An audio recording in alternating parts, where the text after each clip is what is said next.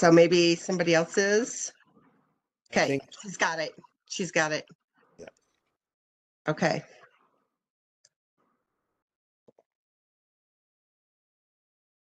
So is Pam, are you there? Can you hear us now? And yeah, and Dawn, you've been given hosting capacities. Okay, so Miranda assigned it. Okay, great. All right, good deal. All right, and so you guys might have to talk me through it because I am a rookie. I'm pretty far down the food chain in terms of tech, so and you pretty limited. Okay. Texting with Miranda so she can.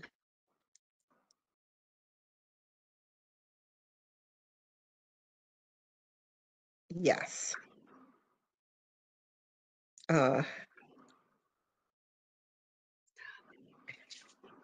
Okay. All right, are we ready? Looks like Ken must have gone off. Maybe he's going to try to. Yeah. Okay.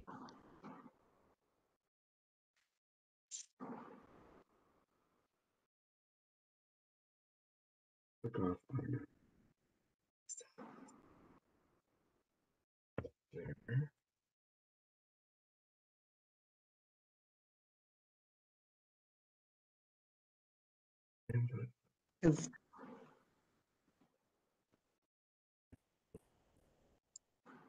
further up. He's sitting. No, don't click on that. Pull.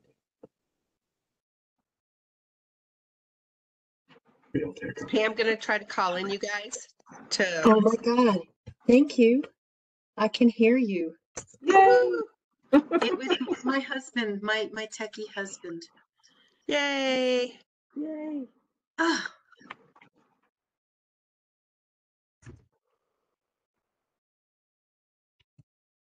All right. You hear me? Yay! Ken's here. They Yeah. can. All right. Finally got my camera to work. My security on this doesn't. I got the sun on the screen. All right. Well, hardly it's hardly worth the trouble.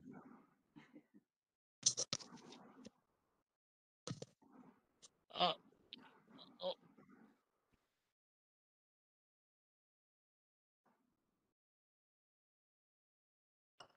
okay.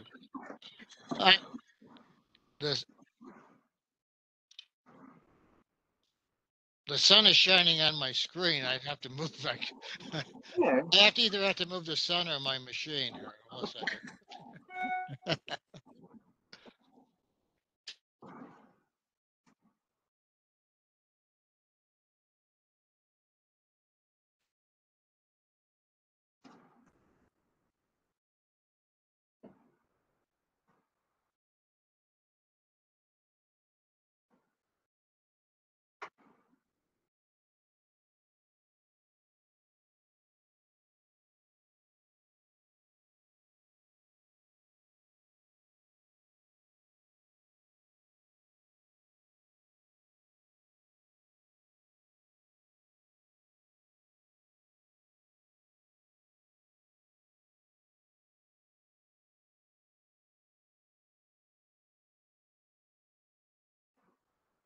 is anyone seeing anything?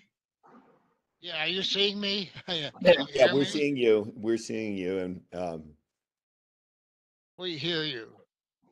right. So are you ready to start, Ken? Ken, yeah, let's start. Oh, Dawn, you're hosting. Thank you. Yeah. Well, Miranda got me on. I wasn't able to get on, but she got me in, so we're all good. And it's being Fantastic. recorded. Thank you, everybody. So, Okay.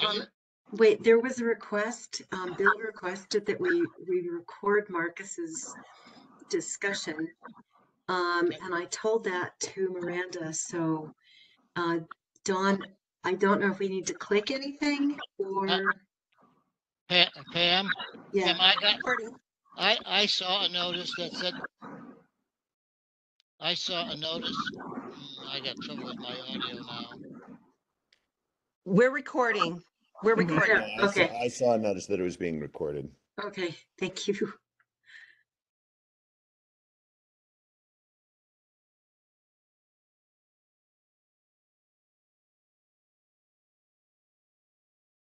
So I'm happy to hop in whenever. Yeah, Marcus, I'm getting a lot of feedback. Marcus, why don't you just go ahead and jump in there and start? If everybody puts themselves on mute unless you're speaking, I think that cuts down on, including the call, any call-in users, that will cut down on the feedback. Yeah. Okay, is everybody good? I'll take nods as an affirmative. Good. Thumbs up work as well.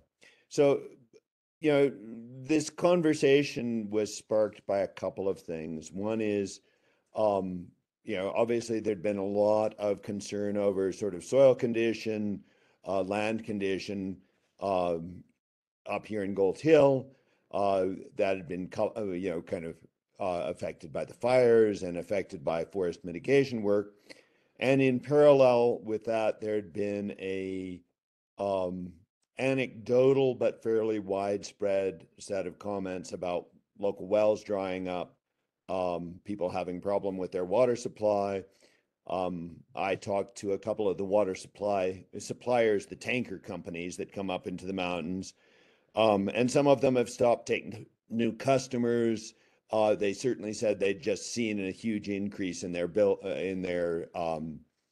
business as people needed to fill cisterns and whatnot. So that was kind of an affirmative on that, even though there really hasn't been much groundwater monitoring up in the mountains, and we have a highly varied terrain. So, I gave a brief chat at the Gold Hill town meeting a while back, and thought I'd follow it up here. Pam had asked me to do that. I think the first point is, I'm coming at this as a hydrologist who's got a fairly high level view on it, about the, I've done things, led large country level reviews, but that's very different from kind of speaking to the very specifics of the local geology and local conditions, and mountain hydrology is particularly complex. So, what I say here should be taken as general principles rather than as I can tell you what's going on with your wells and what's going on with the local water system in great detail. That if we really wanted to get into that, we'd really want to have some much more detailed studies commissioned and that sort of thing. But, in general, what you see in a lot of mountain areas like this, particularly in the granitic terrain, is which is certainly the center of the Rocky Mountain batholith, is that there's a very high infiltration rate in the soils overall. And you have kind of a mix of conditions where deeper flow is dominated by flow through fractures in the rock, in the metamorphic. So the kind of areas, the rocks that were heated up and were originally sedimentary way back, in contact with the granites. And that's kind of the hard rock areas. So the deeper rocks dominated by fracture flow, you have very complex fracture patterns, and you have mineralization belts such as we have here in Gold Hill, where really hot hydrothermal fluids were injected through the rock by kind of igneous processes. So that's where you get the gold district and all the various deposits that have been heavily mined. But there's a big injection of that, and you have quite complex fractures, and those dominate how the groundwater flows in those areas. At the more surface level, you also have the local streams and more wide valleys where you tend to have a lot of accumulation above that that's basically flowing in the weathered zone. And so when you look at it, we have, and that's much more influenced by kind of surface conditions.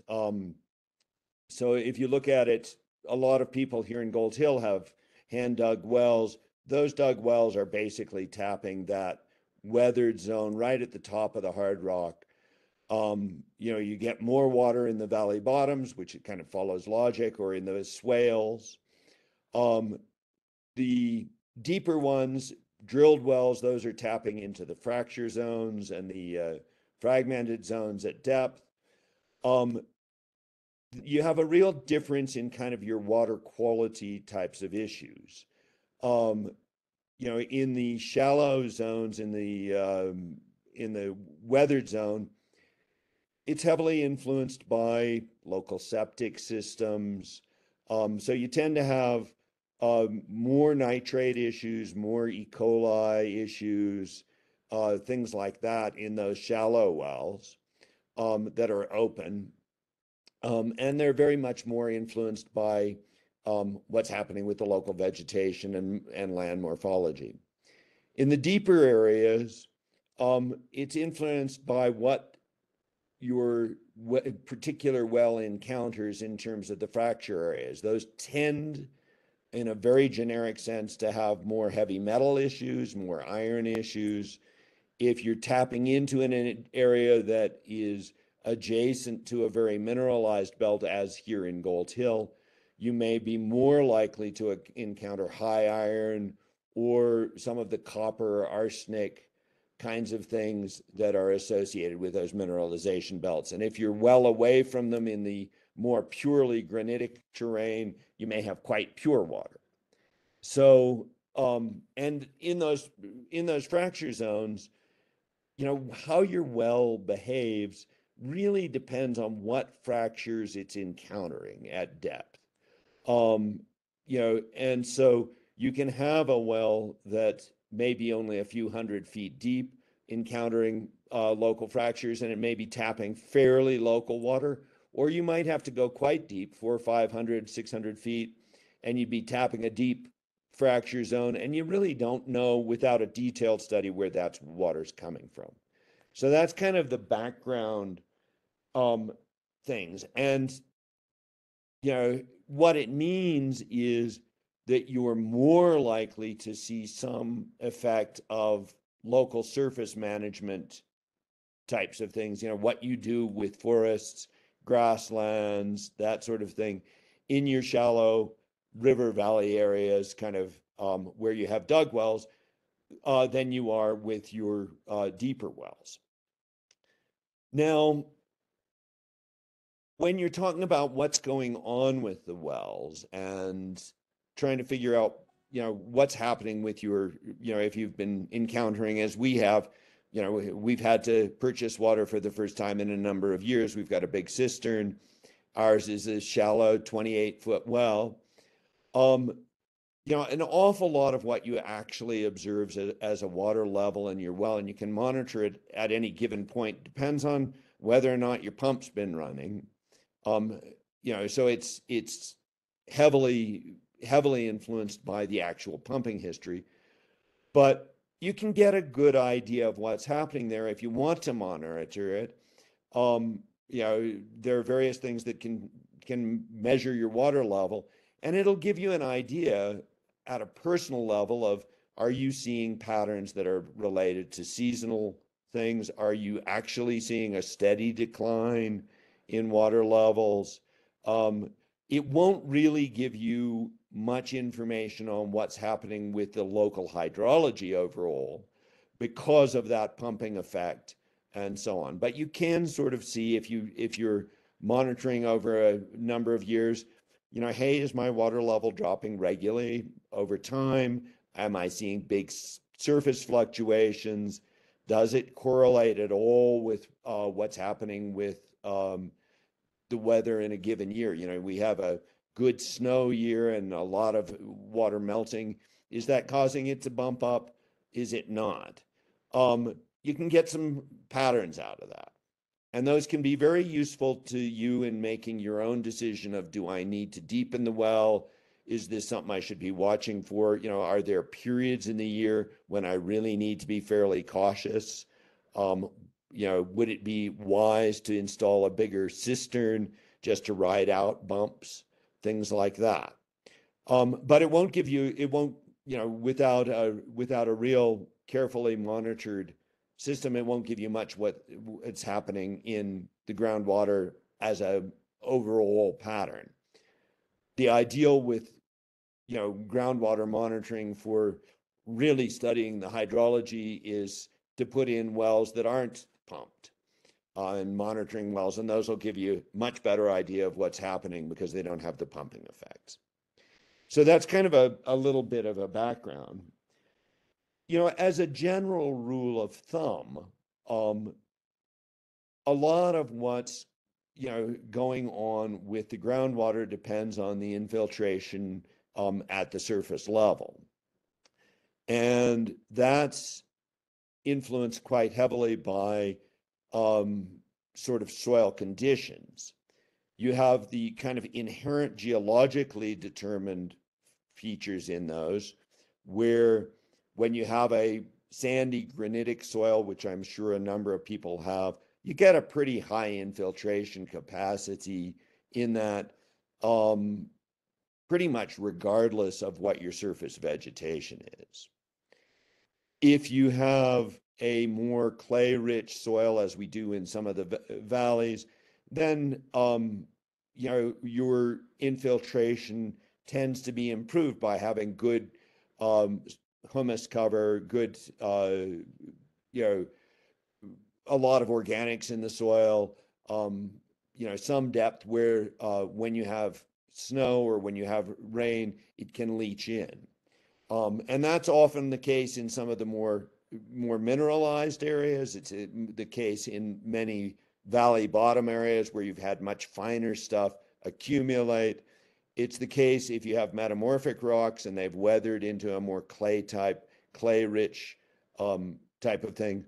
Those tend to have lower infiltration rates, so that if you get a sudden rainstorm and it's pretty packed down, a lot of it'll run off. Whereas in a granite terrain, a lot of it would seep in. If you have better soil cover, things that slow the water running down, you can have, you know, kind of much better infiltration and that.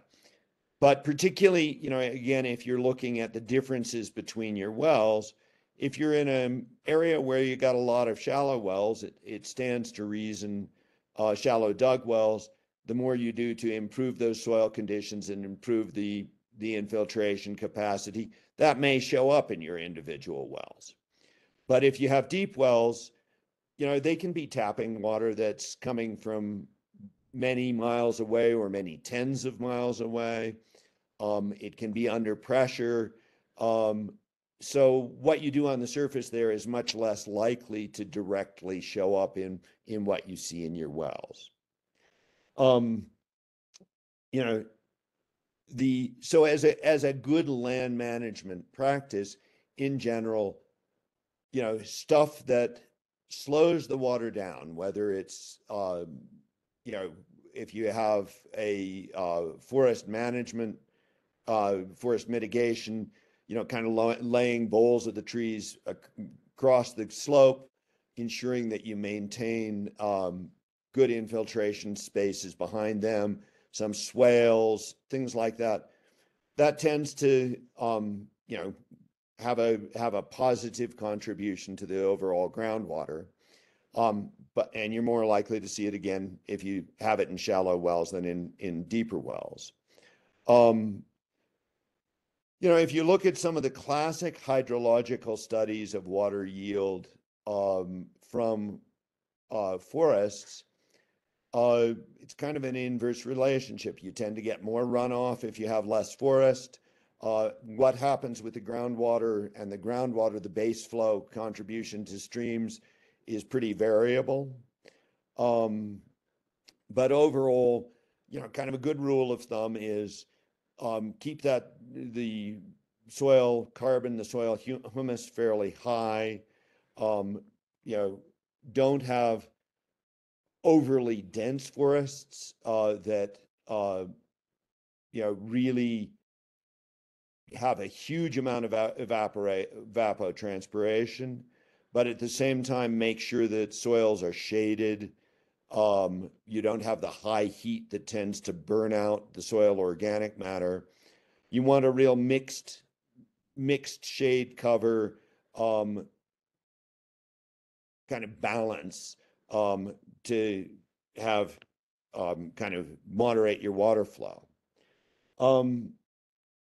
So, you know, in places where I've worked in South Asia and India, there's been some really big well recharge movements in local areas where wells were drying out, particularly in the desert areas of Rajasthan. Those areas, you know, they did a lot of things like put in small retaining ponds, making sure that there were kind of contour trenching, shrubs to slow down the water, doing a lot to add to soil organic matter. And in those areas, you know, it's been fairly well documented that they've been able to get better flows out of the streams, better stability in the wells. But again, that's a sandy terrain, and it's a fairly rolling hill area. So it's not the mountainous area. It's not the kind of granitic terrain and heavily metamorphized areas that we have. So it would be very risky to think that if one did a lot of that work here, one would actually be able to really show good impact on local wells. And so, you know, I guess my main cautionary point here would be to say they're really good forest and land management practices. They contribute in a general way to groundwater conditions, but it would be very hard to say whether or not you're gonna be able to really improve the availability of water in a group of wells through those kind of practices. It'd be a great experiment to do, but you couldn't count on it working. The other thing that we do have going on here, and globally, of course, is real change in temperatures and snow melting patterns. You know, there's been, you know, I'm not up on the details of how that's changing here, but generally, you know, if you're having higher temperatures, then you're getting a lot more transpiration and evaporation from the soil. So the more you can get water to infiltrate when it falls, the more you can shade that soil and reduce the extreme heat stress on it, the more you can do to kind of have a mixed forest ecology, the better off you're likely to be. You know, when people talk about the declining wells here, the direct causality is really hard to guess at. You could see a situation where, because we're having, you know, basically longer, hotter summers, the snow is melting off earlier, you're getting a bit more rain, you're getting a lot more surface evapotranspiration. And so you might well be having a lower direct groundwater contribution. But the other side of that is, you know, there are a lot more people who are putting in a lot more appliances, and we may just be incrementally pumping harder out of our wells and running them dry. Certainly, you know, you look at our house, we have a very efficient dishwasher, but we do have a dishwasher. We wash most of our clothes down in Boulder, but we do have a washing machine, and we've had 4 people living here continuously. So we were putting a lot more pressure on that, you know, on the amount in that well. So, you know, the fact that we're running out of water occasionally maybe shouldn't be too surprising and wouldn't necessarily mean that it's actually our well. So that's kind of the kind of the mixed message that I'd send here. I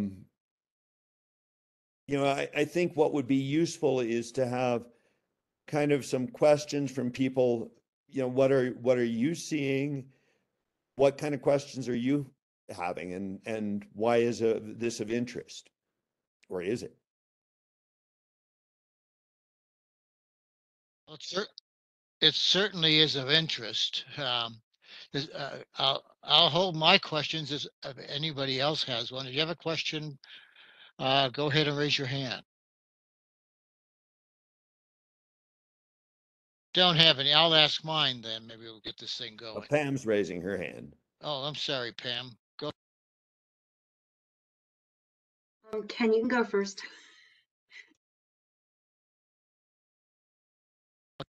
Okay. Well, my question has to do with gold. You mentioned you live in Gold Hill and you have a 28-foot Yeah. shallow well.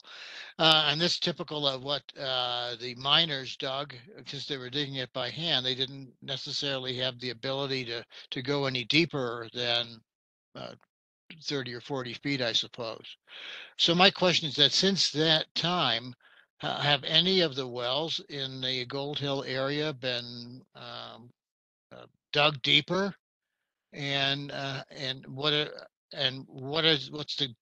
you know if there's a difference then in the water availability between the shallow wells and the ones that might be deeper? Right. There are a batch of dug wells here. The deepest one that I'm aware of is about 80 feet. So it's a pretty deep well that's taps, and a lot of them are along Gold Run Creek or in the old town area.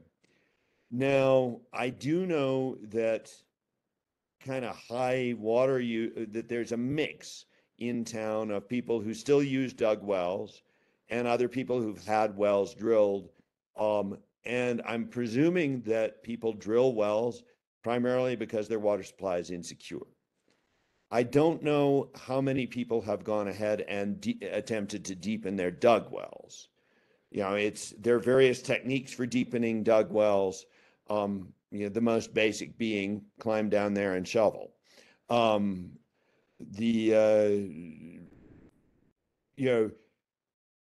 Over time, I think it's been fairly incremental, people shifting from dug to drilled wells, and a lot based on finances and their household water needs.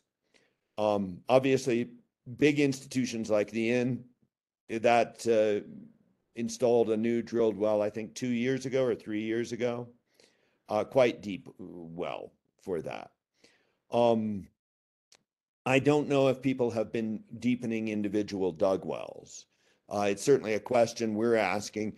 And I think there's been a fair number of people who, like us, have kind of traded off deepening with having a bigger cistern so that you can basically pump your well more, a little more lightly, not dependent on it being available all the time, maybe supplement it with an occasional tanker load, but have something that'll carry you over for, a number of months, and also provide a little bit of an assured water source you can use if there's a fire. So, put in it's a lot cheaper often to put in a big cistern than it is to drill a whole new well. And resources for deepening dug wells, not a lot of the old miners who dug them are around. Pam, go ahead. Thank you. Pam, go ahead, ask your question. Okay, first of all, welcome, Colleen. This is being recorded, so you'll be able to see whatever it was you might have missed. And then, Dawn, I wanted to encourage you to ask your questions. My question is always on evapotranspiration. When you read the historical records about the kinds of enormous trees that were here before they were cut down, in order to make houses and mines and that kind of thing. there may, it may have been more park-like, but the trees were also just much more enormous. And so I don't know what the historical evapotranspiration rates were, but my concern is always, don't you need the evapotranspiration to make the clouds, to make the water, to make it rain? And so there's, fires certainly impact that, and climate change impacts that. And I just wonder if you could speak to your recommendation of less dense forests with these sort of, second and third growth forests, and climate change and evapotranspiration and rain. I'm sorry, it's not that. I get the point. It's Thank you. the only location, or one of the few locations, where it's been very clearly documented that there is a relationship between local evapotranspiration and local rainfall is really in the Amazon. It's very heavy evapotranspiration. Obviously one of the world's largest, tropical forests. Interestingly enough, during the 1800s, there was a lot of advertisement that rain follows the plow, was what it was called. And you can look it up, but basically the idea was that and this was used to sell, a lot of the settlement of the West. The idea was that as you broke up the prairie sod, you'd cause more evapotranspiration. That would cause more rainfall. One of the things that in areas like this that's very true is that you have just what they missed in that was the transport, which is basically you have a lot of long distance wind transport for most of your rain and moisture. And so local evapotranspiration, the local forests, basically have, relatively little relationship to local rainfall. What the balance historically was of overall evapotranspiration versus, in big trees versus the more second growth that we have now, it's kind of anybody's guess, how that really played out. But I think that from an ecological perspective, having highly dense second growth where you've got a lot of tree competition, is likely to have higher evapotranspiration and, more fire vulnerability and less biodiversity than when you've got a more patch dynamic forest, where trees can grow to big size, where you've got forest margins, that sort of, all that, is that going to change what you get in your local groundwater? I personally don't know of detailed studies that would really give you an insight on that. The thing I think here as well, in a generic sense, is that, when you have denuded soils and you have a lot of heavy precipitation, you're going to get a lot more sediment mobilization. You're going to get a lot, more, and sediment is a major pollutant in streams. It can be a major impact. So you really want to have conditions on the ground that basically slow water down, give it the chance to infiltrate, where you're not growing, the place where you really have clear impacts on groundwater is when you have really high evapotranspiration, trees, willows, cottonwoods, things like that, tamarisk. That's much less of an issue here. We do have some small patches of that, but that's where you get your phreatophytes really pumping directly out of a stream channel and having a significant impact on local groundwater. You know, so instead here I would say, you know, as general good ecological practice, having good mixed sort of brush, aspen, ponderosa cover that provides soil cover, so you don't have really hot soils, you don't have a lot of exposed soil that can just immediately erode. That's likely to be good for your soil quality, good for your biodiversity, better for the nature of your runoff to streams, more likely to capture some of the pollutants, as opposed to having, you know, really big cleared areas where you get a lot of erosion and you get a lot of runoff of whatever the surface material here is. And that could include a lot of mobilizing of mine tailings and things like that can be really toxic. So having that, you know, kind of slow this water down types of things, broadly good practice. Can you guarantee it's going to show up in better water quality in your well? If it's shallow, that may depend more on, you know, proximity of your neighbor's leaching field than anything else. If it's deep, it's hard to guess.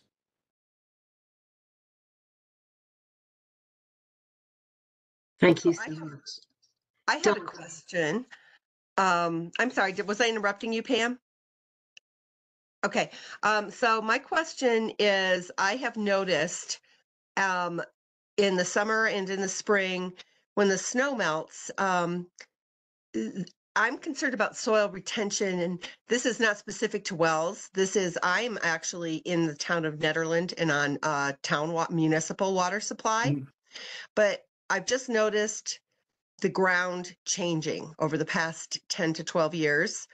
After rainstorms, it dries out quickly, and especially after snow melt, it dries out quickly and appears cracked, and it just doesn't, it appears, you know, drought impacted.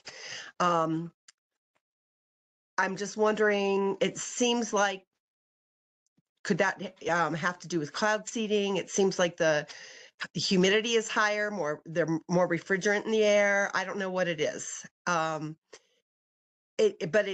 there's definitely been a difference. And I live in a particular location where there is a lot of trees, mixed aspen, pine, not a lot of sun.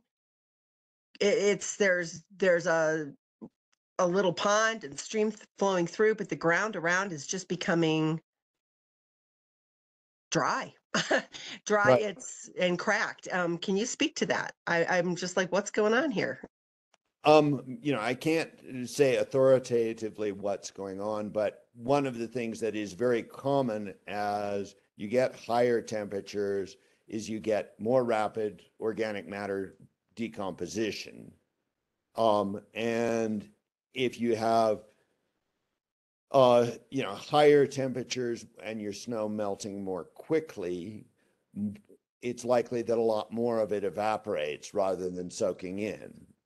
So, you know, I would not relate that myself to cloud seeding. I wouldn't relate it to evapotranspiration. I mean, to refrigerants, but I would relate it most likely to, you know, basically more rapid breakdown of organic material, you know, as it warms up.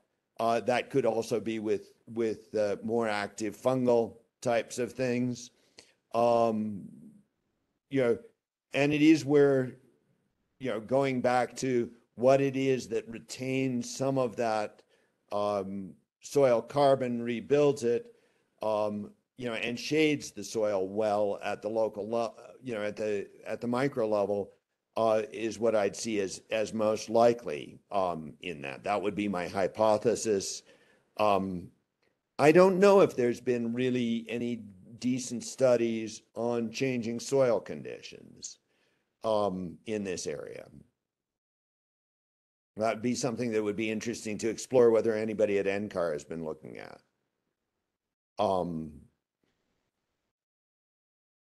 I believe there was some early studies by John Hart up above Crested Butte at the Rocky Mountain National Biological Labs that looked at changing species conditions under a warmer environment and did find a decline in soil organic matter. But I'd have to check on that. But generally, as it heats up, a lot of processes speed up.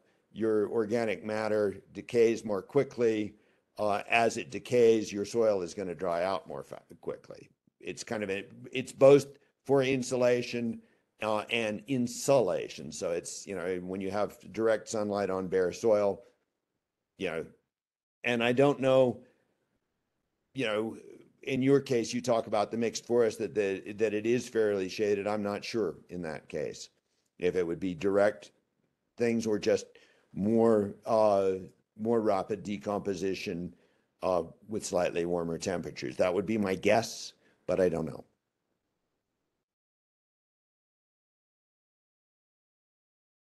Thank you. Marcus, you touched on this just very briefly, but I wonder if overall you might give us an opinion about the long-term effects of climate change on people who live in the mountains and are on wells. What do you think things would be like 20 or 30 or 40 years from now? I mean, obviously there's the immediate concern over kind of the conjunction of second growth, dense forest with more people living in the wildland fire interface. So we've got 70% of Colorado's, wildland fire interface is now settled with lots of houses. So, you kind of have that, and you have that in conjunction with, the general projection for climate is higher variability. So more extreme storms, more likely to have intense rainstorms with more runoff, followed by periods of higher temperature and drought. So when you get those extremes, and snow is a very nice medium for gradual recharge of groundwater as it melts, as opposed to rain. So as you get more rain, the conjecture would be, and this is conjecture, the conjecture would be, you get more rain, you get shorter periods of snow, you get higher soil temperatures, your net effect will be likely a little, less infiltration, more of an arid zone ecology. In the transition period between sort of what we have now, second growth forests, and the more arid zone ecology, you'd have greater susceptibility to wildfires, more probability of disease outbreaks for trees. And we hiked the Colorado Trail now 2 years ago or a year and a half ago, and had well, call it 250, 300 miles of dead forests hiking through. So you see a massive change going on in that. So my feeling with that would be, if you look 30, 40 years for mountain populations, you would be seeing kind of the cumulative effect of fires at that point, a question of whether or not communities had, helped some of the forests shift to things that are more adapted, and probably, probably less reliably accessible groundwater, because you would have had, basically a shift away from snowmelt, so less infiltration, or less gradual infiltration, and more rainfall, and so more potential for abrupt runoff. And the things that would mitigate that would be, helping more fire adapted ecologies emerge. Again, activities that slow water down and encourage encourage infiltration even in extreme rainfall events. That would be my gut reaction. And I think it's going to be challenging living in the mountains in that transition period. I thought it was challenging now. Yeah. Anybody else have a question for Marcus? I have a question. I was talking with one of our local firefighters recently, and he was commenting on the difference on the surface of soil depending on what the speed of a wildfire. Like if it's a really hot, fast wildfire. So can you speak to that, please? Sure. When you get a really, if you get a local grass fire that goes over an area, that's often part of the ecology.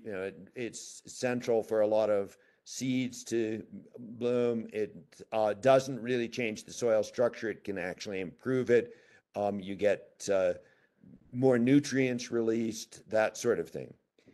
If instead you've had a lot of suppression and you have a really heavy fuel loading and you get a really hot fire, as happened, that can, in a lot of the 4 Mile Fire, other areas, that really can burn up this organic matter in that soil horizon. And what you're left with is basically a mineral soil. And that's where you get, you get a lot of the concerns over landslides. You get a lot of concerns over water quality because everything just washes off. And if you combine really hot fires with intense rainstorms, you get a lot of just huge amounts of sediment wash. And you're left with a land that has a much harder time recovering because most of the nutrients are gone. There's very little organic matter. There basically isn't the soil habitat or the seed bank. It'll often cook out the seed bank or burn up the seed bank. So, smaller, less intense fires are kind of part of what shaped the landscape historically. As we've built more and more dense second growth forests, with overly dense trees, then you get a lot of crown fires, you get much higher intensity fire, and you can destroy the soil structure in the process. It's where some of the thinking is going to recognizing that historically there was a really intermixed grasslands and patch forests. So, you'd have a stand of ponderosa, or you'd have stands of some of the other conifers, but you'd also have stands of aspen breaking it up, and lots of forest margins and some grasslands interspersed there. That way you had less chance for crown fires. You had more spaces where you'd have seed banks, you'd have a lower intensity fire. One of the concerns I have with a lot of the mitigation that's going on is people are basically thinning, but not clearing areas. So when you thin an area, you still have a lot of those trees. It still looks like what we've been accustomed to as forests. You don't really have patches and you don't really have that forest margin. So I'm not sure that we're really in those cases getting what would be a more sustainable, lower intensity fire ecology going.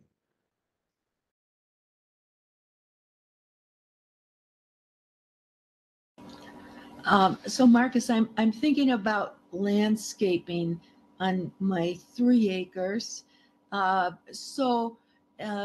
would you advise you? I've heard about swales and Mhm. planting aspen trees would be useful. I And mean, aspens tend to be relatively fire resilient, and can actually serve as a fire break. Um, you know, little swales, things that, you um, one of the most fascinating places that I did a lot of work in at one stage in terms of micro sort of water management was in Yemen. And there, a lot of um, the land was just gently shaped to guide water to points where trees were, and kind of micro catchments. Um, so if you really want to get some more natives going and um, things like that, kind of having little areas where the whatever runoff happens kind of goes to the point where they're planted can help a lot. Putting some, if you've got trees that you do need and want to cut, um, putting the bole of the tree across the hill slope and having some soil mulch behind that and using that as a spot to plant um, your native shrubs can work pretty well. what about mowing? Is that a good thing for evaporation? Because it would give a mulch, or is that not a good thing? Um, a lot of the grasses we have here are invasives. The dense thatching grass, the bromes, um, tend to create a pretty heavy, or quite uh, fire. Uh, they'll encourage a grass fire. They're easily burned. Um, a lot of the more native ones are more bunch grasses. Uh, if I'd say, and it tend to be lower, I'd say rather than think just of mowing, think about what species are growing there. Mhm. Tap into some of those. If you can get some of the more native bunch grass varieties going, they're lower, they're probably less fire risk, and certainly, you don't want your high brome, booming up with a flush of moisture in the spring, and then, being standing dry. That's where you get, really a hot, quick grass fire. So again, more thinking about rather than mowing versus not mowing, thinking about patches and where it is. Mhm.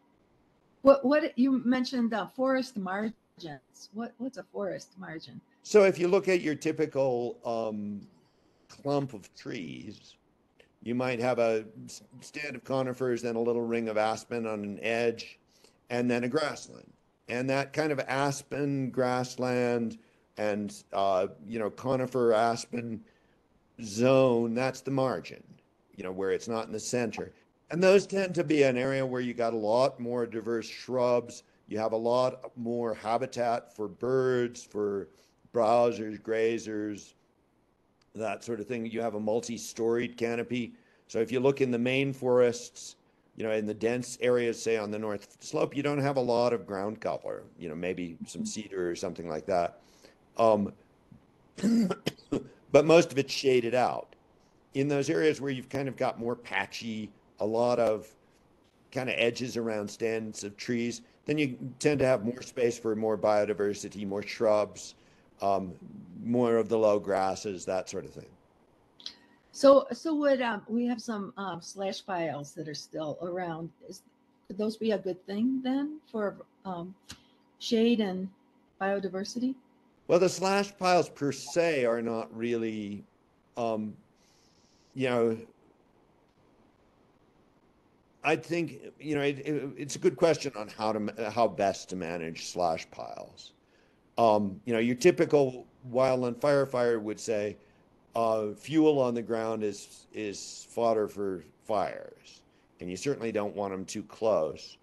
Um, you know, if you look at the recent fire down on Sunshine, a lot of that was smoldering stuff, and that can be a source for fires. But it is also, you know, if you can get it to degrade quickly, it's also the types of thing that really can add to your soil humus and your overall moisture retention capacity. Up on the ashram property, they're planning a fairly large scale project of inoculation with mycorrhizae, native mycorrhizae species. Boulder Mushrooms is assisting on that with Maya. That's been shown to really speed up kind of decomposition and add to soil composition, but on very small plots. So this would be one of the first ones where they're trying at a scale of acres. And my thought would be, if that really works well, breaking up some of your slash, having it inoculated with mycorrhizae might be a good way of getting it to degrade quickly enough that it's not a real fire hazard, but at the same time not losing all the nutrients and that sort of thing to the area. That would be the more experimental direction that I think would be interested. Thanks. Sure.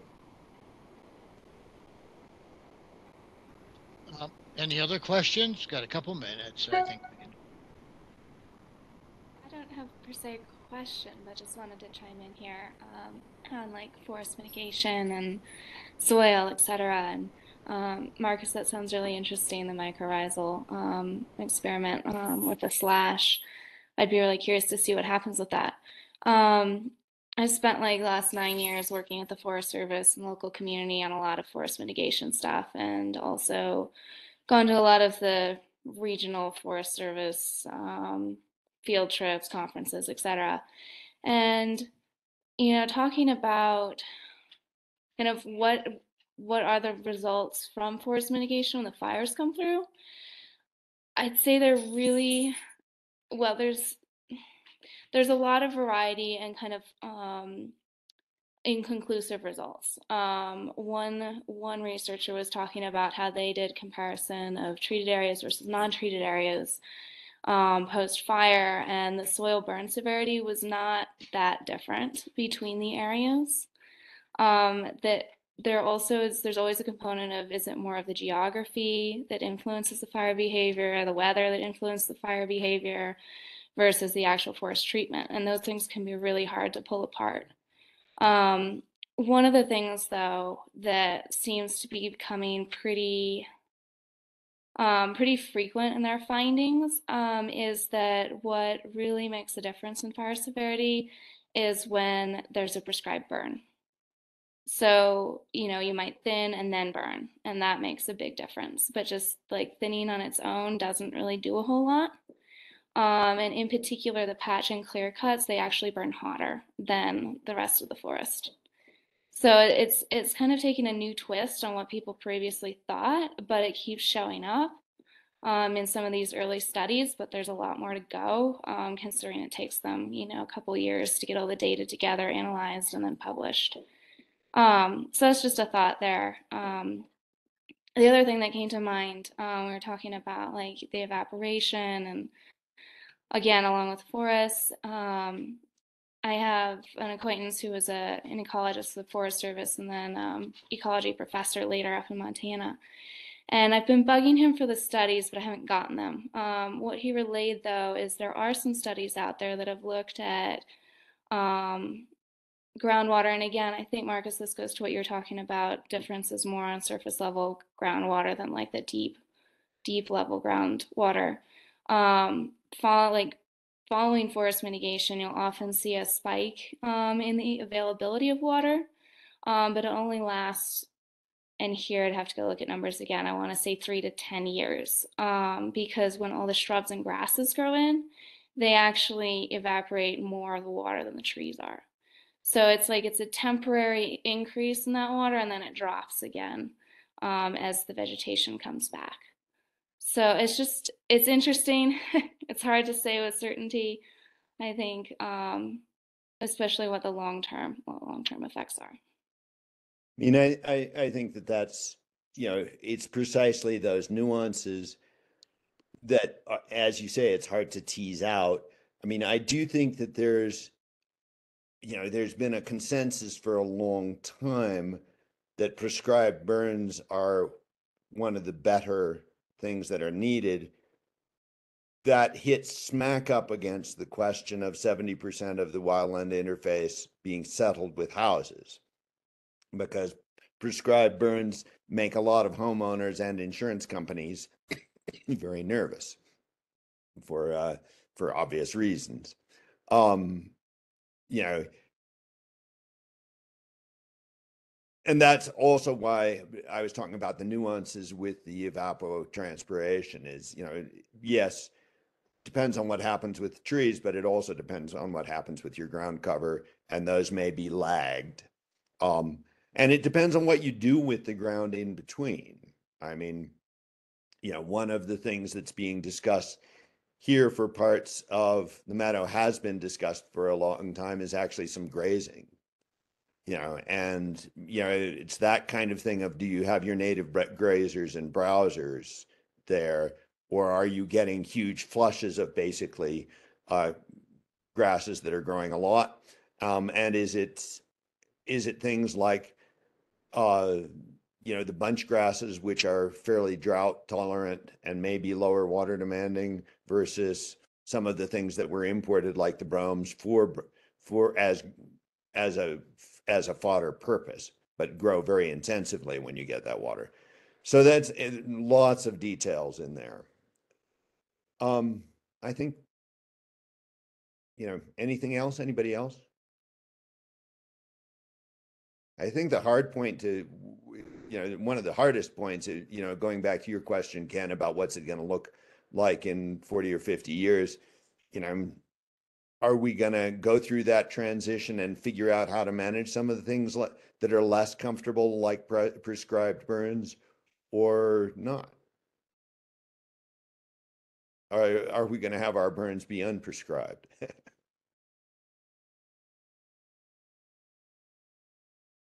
So. Well, we know that there have been some that have gotten out of control, and I think too, as a result of that, I think the Forest Service and other organizations are a little bit leery about prescribed burns because of the liability that might be involved. Yeah, no, I mean, and anytime you light a prescribed burn, there is a risk that it would get out of control. So, yeah, so it's understood. I don't know if this is too large of a question, but I'm wondering what if there's a kind of short answer for what's best closer to the creek, like in Jamestown, where we have our water source with James Creek. How do we need to be careful about creekside and out, like in varying distances, what's going to be best? Does that make sense? Yeah, no, it makes a lot of sense. I mean, one of the standard rules of thumbs for a lot of creek management is to have some kind of good vegetative forest buffer to filter sediment and keep it out of the creeks, sediment and other, things. So having a good riparian corridor is central to keep creek health. Thank you.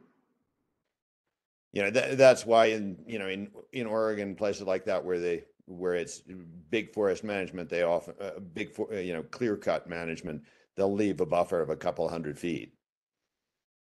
And I'm not saying that's great practice, but it's better than not leaving a buffer of a couple of 100 feet.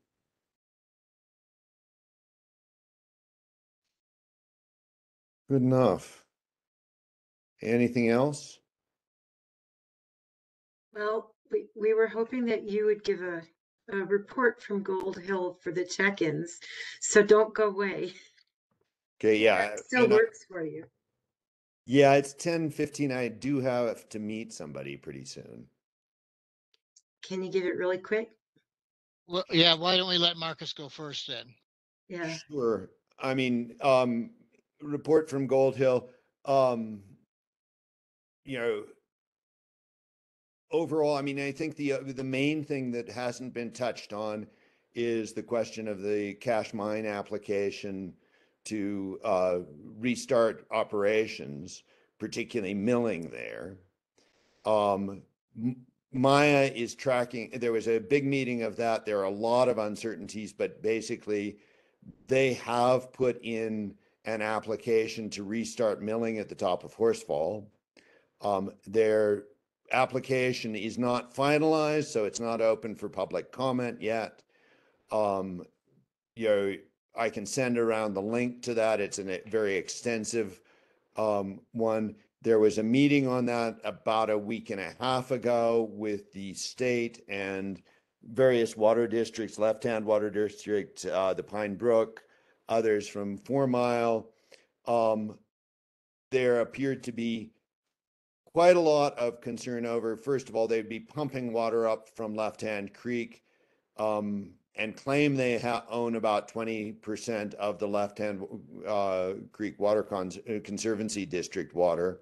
To do that, those are being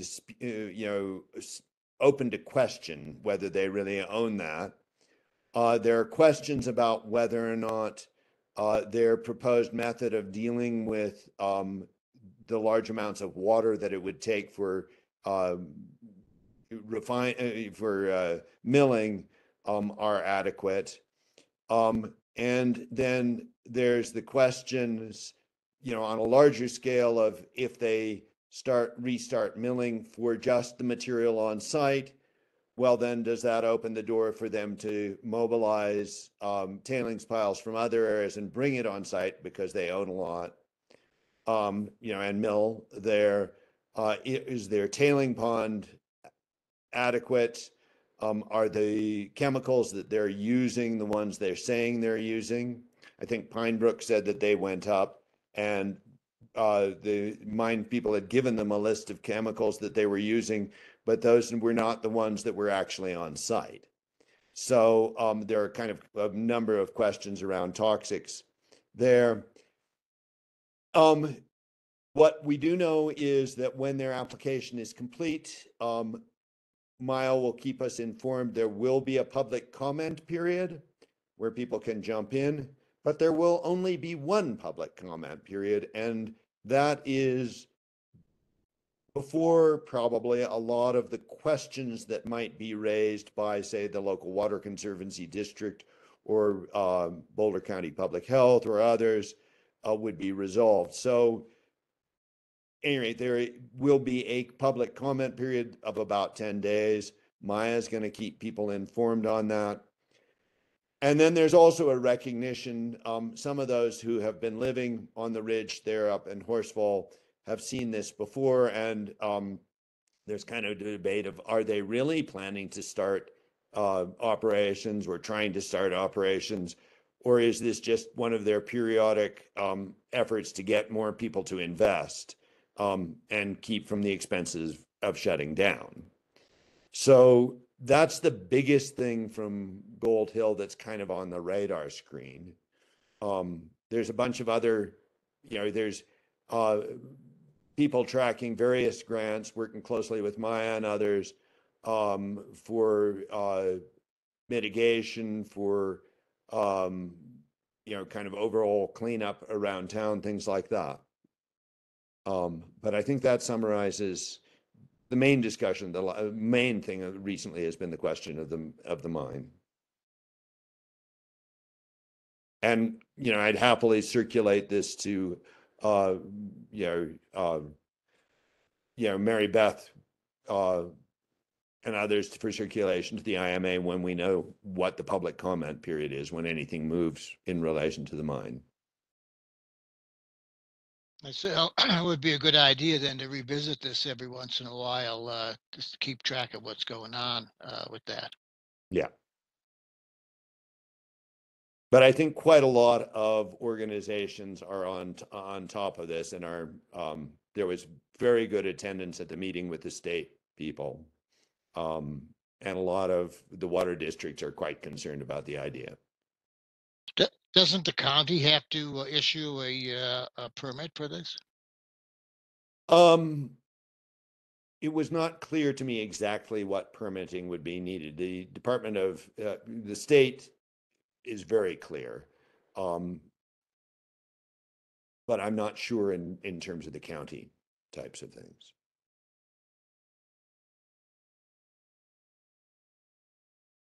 Okay, Marcus, we'll let you Good go. Thank you very much. Thank you, Marcus. Great information. Sure. Okay, well, yeah. Take care then, and hope it was useful and enjoyable. Pleasure to meet. Thank you very much. It really was. Okay, take care. Bye-bye.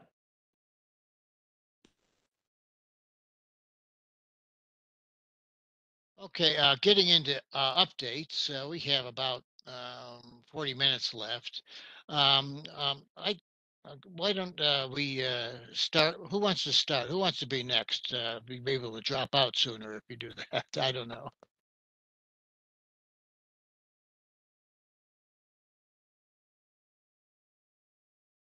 Pam, do you have anything? Is there anything else from Gold Hill? No, I really want to hear from Tegan, a follow-up on the report that you gave us. And thank you very much. I've given Marcus your name, and I hope you'll be able to come and present to Gold Hill at some point. That he'll be the one to contact you. But I'd love for an update on your report if you're willing. Yeah, for sure. Yeah, Marcus did reach out to me. It looks like they've got a lot on the agenda for their next Gold Hill meeting, so it looks like sometime in the spring maybe is going to be the time. In brief, I'd say the sports shooting in Boulder County is a bit of a mess right now. In early December, the Boulder Rifle Club, which was going to host the expanded public shooting range required for Boulder County, backed out of the deal. They said they'd had enough. And so Boulder County no longer has a location for the public shooting range required by the Forest Service. So they are back to square one. The county commissioners also decided not to include $1 million in the 2023 budget for the shooting range.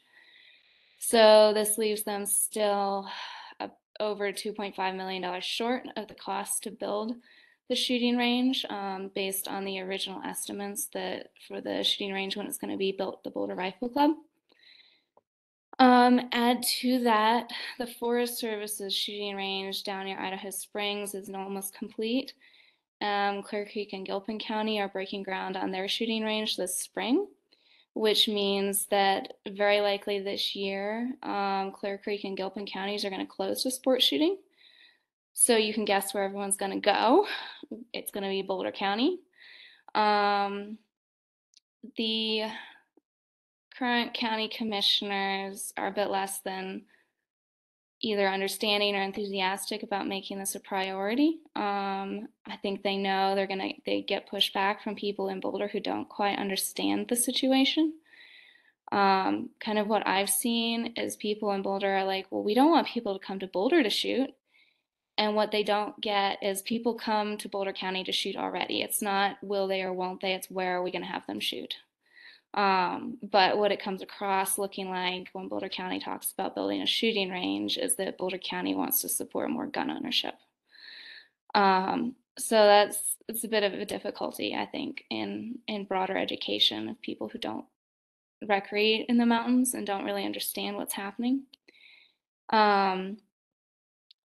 Unfortunately, also the Boulder County sports shooting partnership leader is also retiring this May.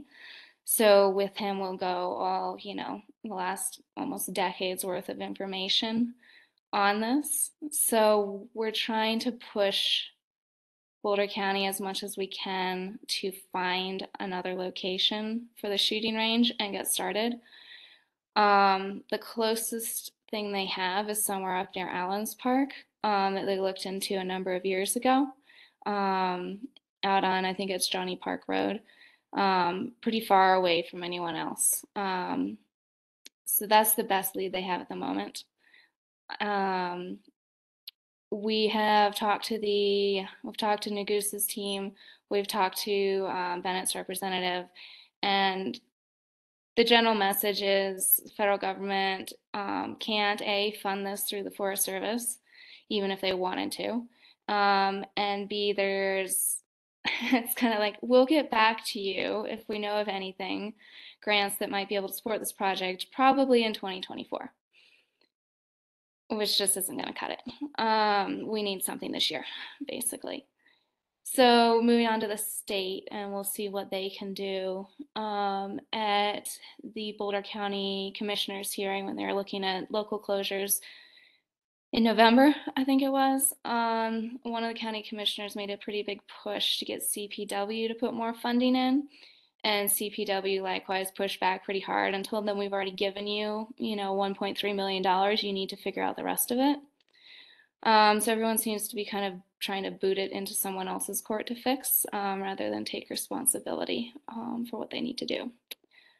So that's where we're at. The county commissioners did approve 3 local closures in the Sugarloaf area, the Raymond Riverside area, and the Magnolia area. They're still working through how are they going to sign it, who's going to pay for the signage, and some of those technicalities.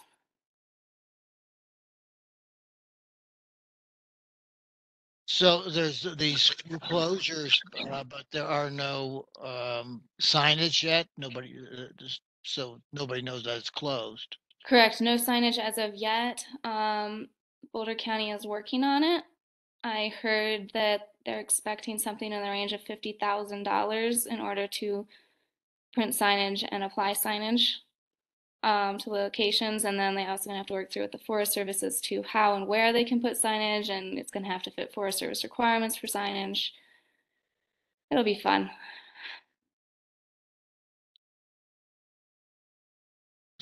So you say the next thing that you were going to do was try to talk to the state, and you have a timetable for that? I put the request into Fenberg's office last night. We'll see what they can come up with. And the hope is that they'll be able to provide some more funding at this point. So it seems to me that this needs to be on our agenda again, and probably again and again, to keep up what's going on with this, since we are back at square one. And unfortunately, it really is the Forest Service problem, and they kick it to somebody else, and obviously we're not getting anywhere. Perhaps it's because of that as much as anything else. At this point, it's not a Forest Service problem, it's a county problem. And specifically, it's our county commissioner's problem. The Forest Service did as much as they could by getting the Forest Plan Amendment passed in 2019, saying they will close 80,000 acres in Boulder County to sport shooting when the county can open a shooting range.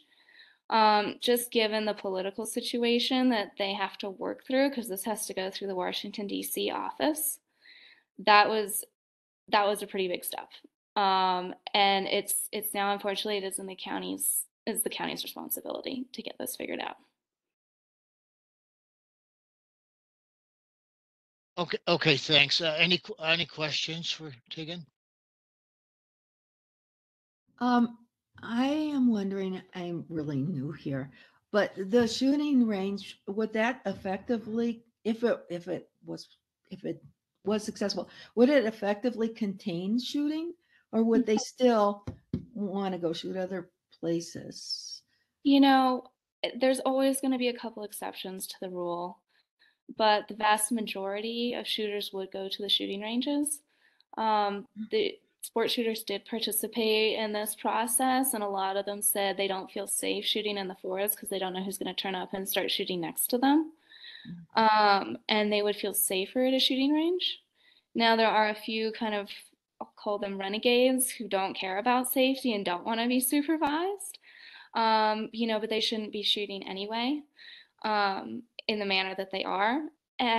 So once the shooting ranges are built and the closures are effective, like the large scale closures are effective, it's a lot easier to ticket and enforce them. It's not like, oh, I thought I was outside the closure. Oh, I'm, 50 feet inside. I'm sorry. That's just a mess to try and ticket someone for. It's a lot easier when you know that there is no shooting allowed in, hundreds of acres, to call it, for the sheriff to be on the spot and be like, hey, no, not negotiable. You know that this is closed. the Forest Service is also going to provide more law enforcement to specifically enforce those closures once they happen. So it would be more boots on the ground, but it won't happen until the shooting range is built. I see. Thank you. Keegan, what could we do to help? Like, do you need us to ask people in our communities to write to or call the county commissioners? It definitely doesn't hurt for the county commissioners to feel some more pressure. At the moment, I'm waiting a little bit because we have a new county commissioner coming into office. Waiting for them to settle in, talk to the Forest Service because they need to meet again. And then following that, I'm hoping to write a letter and get a lot of organizations and local mountain residents, towns to sign on to really put some pressure on the commissioners so they know it's a priority that they need to take care of. But like most things political, it's also about the timing. So I'm waiting till I hear that they've had a chance to sit down with the Forest Service. So you'll let us know when you're ready for us to mobilize communications. Yeah. Thank you for your work.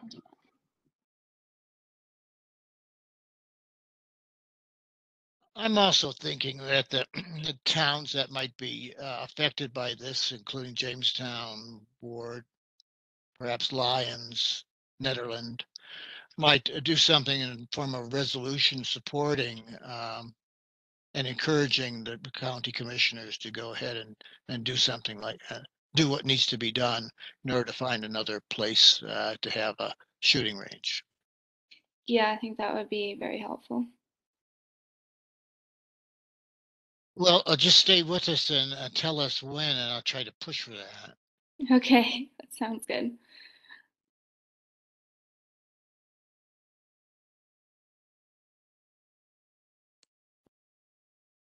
Anybody else have an update that they want to give?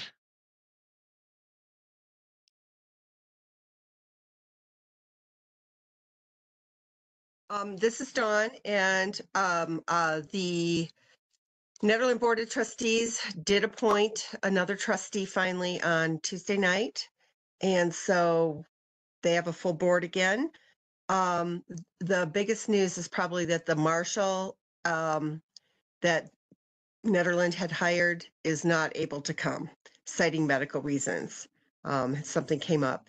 So at this point, the town continues to be under Boulder County Sheriff's Office, and the board is figuring out what to do.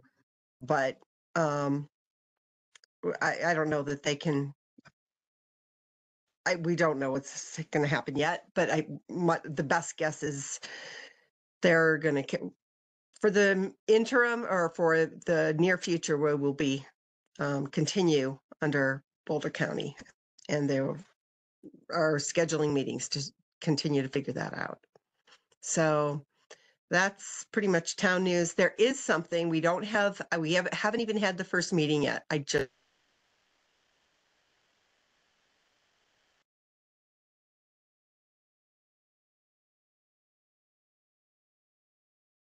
It always goes away when somebody is. Maybe John will come back and be able to finish. Oh, you can't. Sorry. We lost internet. Can you get, okay. It'll come. You're here, you're back. Oh, I'm back. Okay. The town's response to losing Dead Guy Days was pretty much see you later and, good riddance.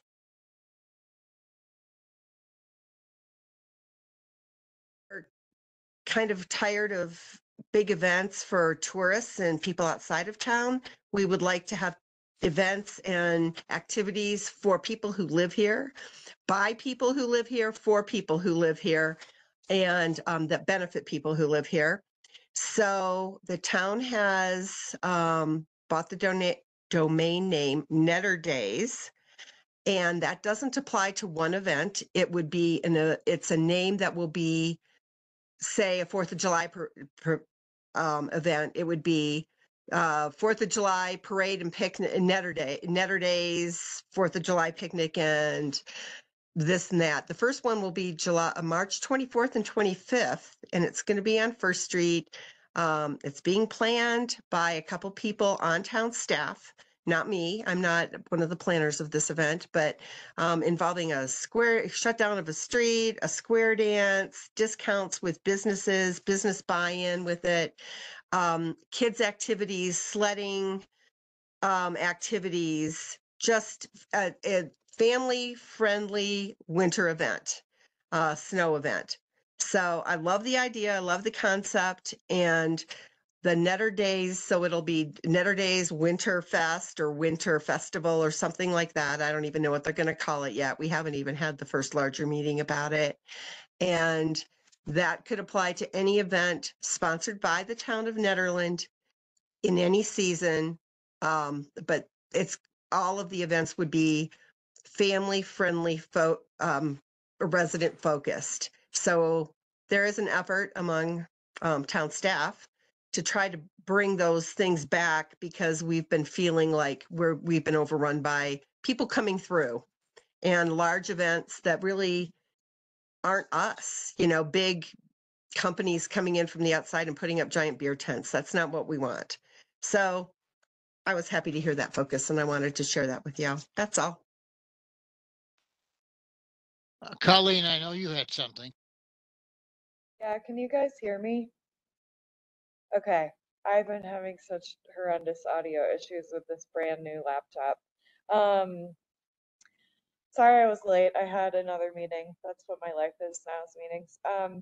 I I was glad to hear that get that situational awareness from Marcus on the mining application. That sounds like an environmental health um, division kind of situation for public health. So I will bring that up to them and make sure they're aware and see kind of what their role is in that process. I don't have a whole lot of to update.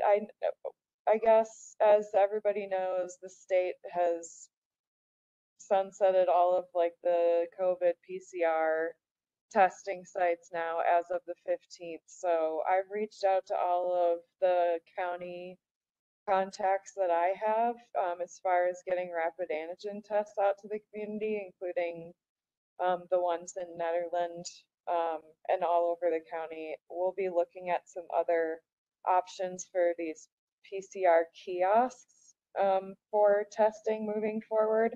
So there is an opportunity for any area really in the mountains to kind of host these kiosks so that people can kind of do self-administered PCR tests and get results back in 24 to 48 hours. So I'm hopeful that that will come through. It's a free service and the federal government will actually pay locations to host these kiosks. So that's kind of a cool thing. I will give some more information to this group as I see, as Chris and I get into planning for that. Also, as you probably all have heard, we have highly pathogenic avian influenza in the county. Most of the reports that we're getting are from the Lyons area, and that seems kind of daily. So public health is coming up with some messaging to get out to the communities about what this looks like, what to look for. Please do not handle dead birds if you see them and where to report and stuff. So that's happening right now. There've been some emails flying around this morning. So it makes me sad. I really really hate to see that up here. But so I'll get that messaging out to this group as soon as we have some more info. I think that's all I have from public health. Nothing to report from over here on Sugarloaf specifically. I do want to thank you, Tegan, for continuing your work. I live on P-Wink. There were semi-automatic weapons going off here the other day. My dogs were terrified. And like you said, with all these other closures happening, it's going to get worse here. So this is me speaking as a resident, not as a county employee, by the way, but I will continue to write the commissioners 100%, do everything I can, and I'll continue picking up all of the casings that are all over the ground in this area. So I really appreciate what you're doing. Anybody have any questions for Colleen? Any other any other updates that anyone would like to give? I did give a end of year update for Jamestown last month in December, which mainly focused on the uh, mitigation that's being done on private properties by the watershed center. So I won't go into that, but I can tell you that as of the last town board meeting, town board has voted that there will be 16 parties in the park in the summertime in Jamestown on Friday, mostly on Fridays, and also brunches in the park on Sunday mornings and afternoons. And so we'll have another season of Friday night pizza and music that will take place in Jamestown. And that's about all I have that I can pass on. But I wonder, Pam or Dawn, if we talked about some changes to IMA, and we have a couple more people here now that we didn't have before. So I'm hoping maybe that we get some feedback on the idea. One of the things that we talked about was not having a meeting in February or going to meetings that are every other month. We also started this meeting at 9 a.m. And it is a obviously I guess it's not Zoom, it's a WebEx meeting, but it's not in person. And I want to get some feedback on whether or not that's easier for people, or would they rather have face-to-face meetings? And we also talked about having a face-to-face meeting in the summertime that would be more of a brown bag lunch or a picnic or something like that, where everybody would be able to be outside and be able to interface with real human beings, so rather than the pictures of them. So I'd be interested in hearing back from that. Anybody has any comments of that, please jump in. We have time left to talk about this. I really like that idea of having an in-person summer thing, and we could also, make it as kind of a recruitment event as well. Hey, bring a lunch and come join us. This is what we do. And if you're interested in joining and taking an active role, it might be a good way to get more people involved. Because I know as we try to come up with subcommittees a lot in this group, there's only a few of us really who take on all that work. So it'd be nice to kind of get some new folks involved.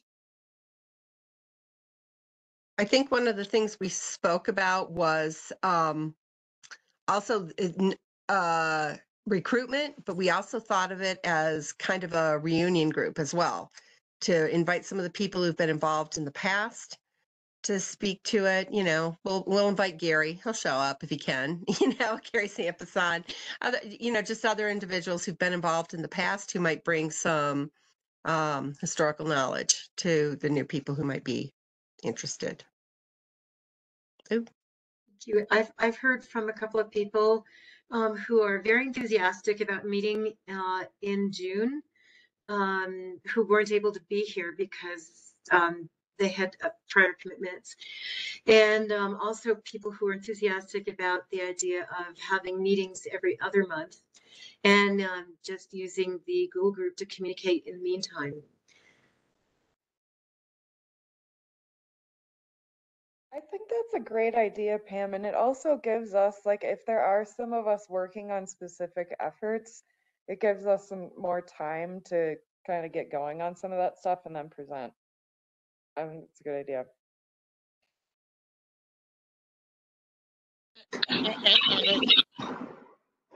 I'm good with the every other month calendar, and I think that it said something in the email about the meeting in June maybe being in Jamestown, and I would be happy to help with logistics and any of that kind of thing also. Rosa, I was hoping you'd say that. Good. probably at this point, depending on the weather, going to have it in the large park at the large picnic table, and if that rains or something, we can go into the covered area. We do have a covered stage. It's not as large, but we probably get 20 people there comfortably. And now we're looking at, I believe, the 24th of June. That's the day that we're thinking of. So if you have that day available, pencil it in for a trip to Jamestown. Probably start 11:30 and maybe go for a couple hours. And I don't know quite yet what we'll do for food, but we'll figure out something. That's a Saturday. Do we want to do it on a Saturday, or do we want to do it on a weekday?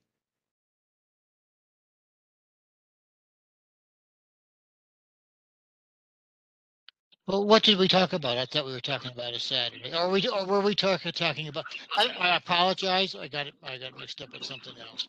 Yeah, we were talking about the Thursday. Hold on a second. What was the date of that? The 22nd?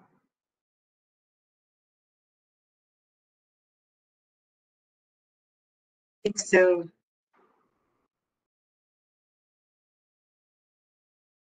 Yeah, the 22nd. My camera's conked out, but I didn't really fall asleep.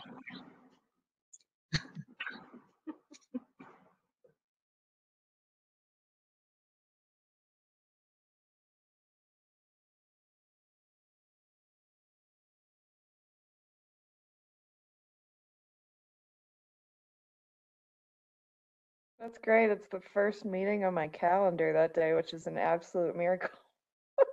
So I blocked it off. So how is the 22nd? Does that work for people or not? I'm afraid I may be gone then, but if it works for everybody else. Would it be at the same time or a different time? Like of day? Maybe later if it's going to be lunch. Yeah, later in the day, starting maybe 11:30 to 1:30, but not strict parameters, I think is what the point is to interact and give people a chance to get to know each other in a more informal setting. So I don't think it was a formal meeting, was it, Ken? Well, if we have something, we might do a little business, like updates or things like that. Yeah, updates. That certainly would be something that we could do. And also, if we have a meeting in March, and there's something that's coming up that is critical, we could do an extra meeting in between, or whatever it takes to make sure that we address things that need to be addressed in more quickly. So are we talking about Zoom meetings March, May, and after that in the June will be kind of an in-between more social meeting? Right now, that's how we're going to schedule one for the third Thursday in March, and one for the third Thursday in May. And then we would have the picnic or luncheon in June. That sounds good to me.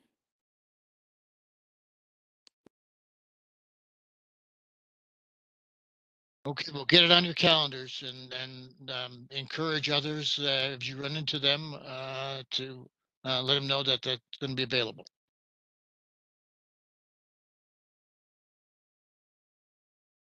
I would say also think of people that may be interested in this group and bring them along. I will probably invite Britt DeMink. She is our new, she has a new planning, zoning. She's got kind of a mishmash of titles for the town of Netherlands. She's recently been hired. She transferred over to us from utilities. and she will be working on the formal disaster mitigation plans. She'll be going to the mini MAC that Gilpin does, those kinds of things. So at this point, I thought IMA might be, she's drinking from the fire hose right now. So, but I will bring her along, and probably by that time she'll be ready to jump into some of these issues with us. Yeah, and particularly, emergency preparedness. Mhm. That is something that we can't forget, and that's the reason that we're basically why we're here. Well, and by that time, I hope not, knock on wood, but there could be the smell of smoke in the air by the end of June. I hope we can have a reprieve from that again this coming year, but you never know. We have to be aware. There is, as you're saying that, just a topic to tuck away in the back of your mind, there is that, was it County Measure 1A in Boulder County that was going to increase sales tax for fire mitigation funding. I know they're going to be starting work on putting, I don't know, group committee, I'm not sure what they're going to call it, together to look at that, but that'll be coming up. Yeah, I've been watching for that too. Mhm. Next Tuesday, I'll be going to the Train the Trainer Disaster Strong Preparedness meeting. So I'm really looking forward to learning things and being more helpful. I know Miranda and Britt are going to that as well. I'd be going, but I think I'm going to be in Tennessee helping my daughter with her newborn twins by then. So she's still waiting, but she can't. I just don't know how much longer she can go. She'll be 38 weeks next week. So we're full term, and I have a plane reservation that I may have to change yet again, but that's me. Rose, when is that training? It is next Tuesday, the 24th, from 6 to 9 in Longmont.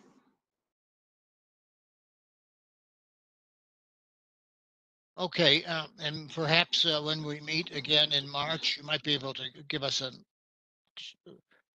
update or your impressions of that training. That'd be great.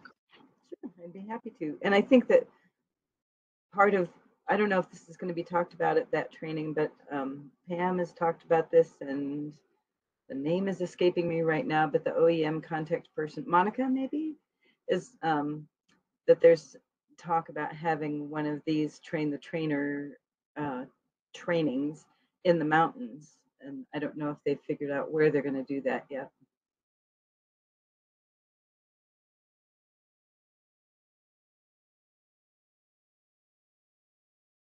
We'll follow up on that also.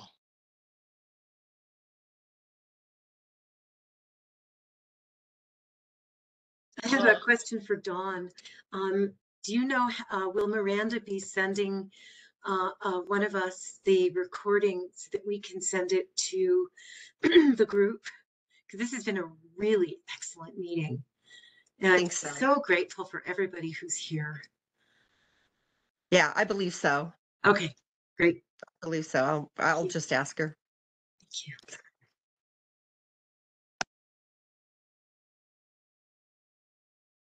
Okay, do we have anything else? We have like 8 minutes left here, and we got late start. But if there isn't anything else, well, I guess we can leave this meeting and have an extra 8 minutes for whatever we want to do, I guess. I apologize for not being able to figure out how to hear you all for quite a while. It's new, and I think that it's going to take us a while to get used to this. But I think that it seems like it works pretty well, and there are a lot of features that on this that like a whiteboard and other things. I haven't figured out how to look at the chat.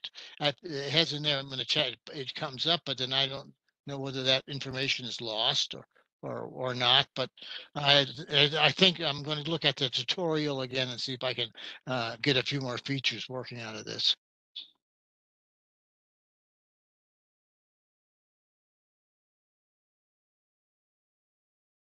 Well, Ken, thank you so much for running this meeting. Thank you all for being here. Just really precious and important. Ditto.